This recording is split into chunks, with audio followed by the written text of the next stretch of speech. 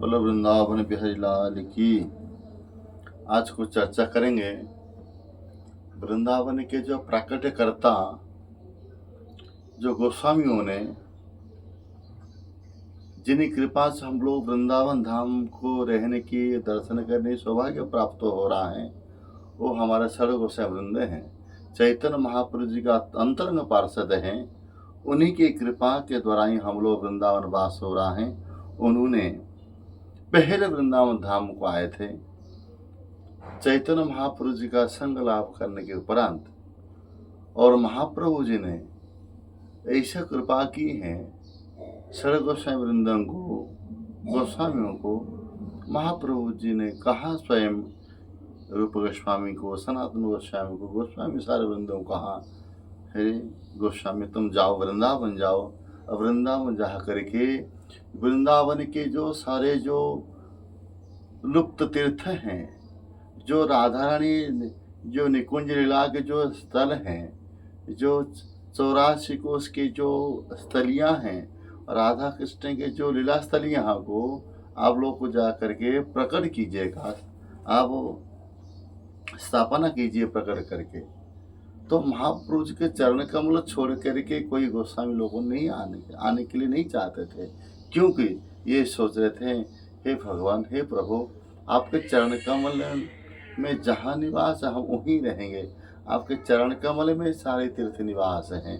सच में महाप्रभु जी स्वयं ब्रजेंद्र नंदन श्री कृष्ण है। महाप्रभु जी चैतन्य महाप्रभु जी कोई दूसरे कोई नहीं है, राधा और कृष्ण का मिलित विग्रह हैं।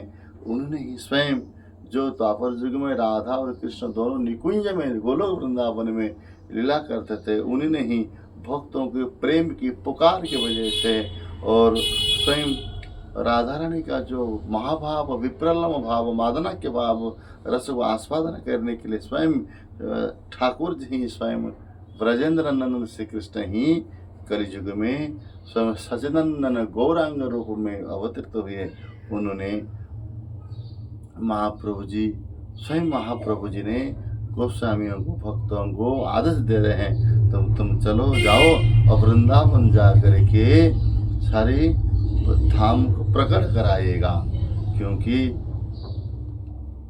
वृंदावन धाम शाश्वत है, चिरंजीवी सनातन है, नित्य है, लेकिन कालक्रम में धीरे धीरे लुप्त हो चुका था। भले वृंदावन धाम द्वापर युग के हैं, केवल वृंदावन धाम द्वापर युग का नहीं है, ये तो सत्य युग से हैं। क्योंकि हम लोग प्रमाणित करेंगे, अरे सत्य युग का कैसे वृंदावन है। स्वयं महाप्रभु, स्वयं श्री कृष्ण तो आए द्वापर युग में, नंद यशोदा राधा रानी तो कृष्ण बलराम द्वापर युग में लीला की है, सत्य युग का कैसे है। तो कह रहे हैं सत्य युग से ही, चारों युग से ही वृंदावन धाम ब्रजधाम विराजमान हैं। उनमें से जिस प्रकार प्रमाणित कैसा करेंगे, ये वृंदावन धाम सत्य युग का करके, तो कह रहे जिस समय सत्य युग में ध्रुव जी महाराज जी हुए, प्रहलाद महाराज जी सत्य युग में हुए थे।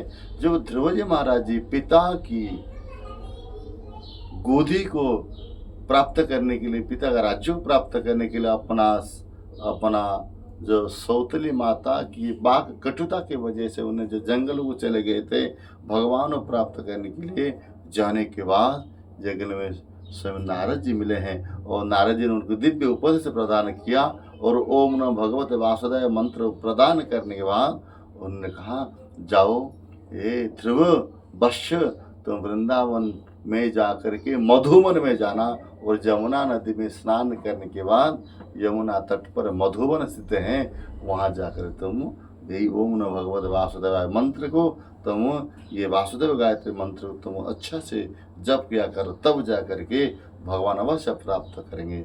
वही नारद जी ने ध्रुव जी को कहा था सत्य युग में। तो सत्य युग में भी वृंदावन धाम, जमुना जी और मधुवन, जो मधुवन आता है ना 12 वन में, जो मधुवन, तालवन और कुमुदवन, लोहवन, माडवन, भद्रवन, बेलवन, ये जो 12 वन के अंदर है मधुवन आता है, और मधुवन जी में ही सत्य युग से ही स्थित है। इसीलिए कहने का तात्पर्य है वृंदावन धाम कोई ये आजकल का नहीं है, ये तो सनातन वस्तु है। वही वृंदावन धाम को प्रकट कराने की लुप्त हो चुका था, कालक्रम की वजह से महाप्रभु जी के पार्षद ने आकर के उस लुप्त तो उद्धार किए हैं। तो इसलिए आप लोग कौन कौन उद्धार किए हैं और महाप्रभु पार्षद तो कौन था, हम लोग अभी विवेचना करेंगे। जिसमें से पहले सारे गोस्वामी वृंद हैं।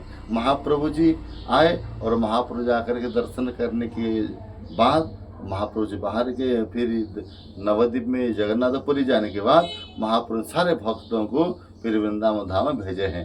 पहले भेजे हैं हमारे रूप गोस्वामी पाद को, और उसके बाद भेजे हैं सनातन गोस्वामी, उसके बाद हैं जीव गोस्वामी, रघुनाथ दास गोस्वामी, रघुनाथ भट्ट गोस्वामी और गोपाल भट्ट गोस्वामी। ये 6 गोस्वामी हैं वृंदावन धाम को प्रकाशित की है।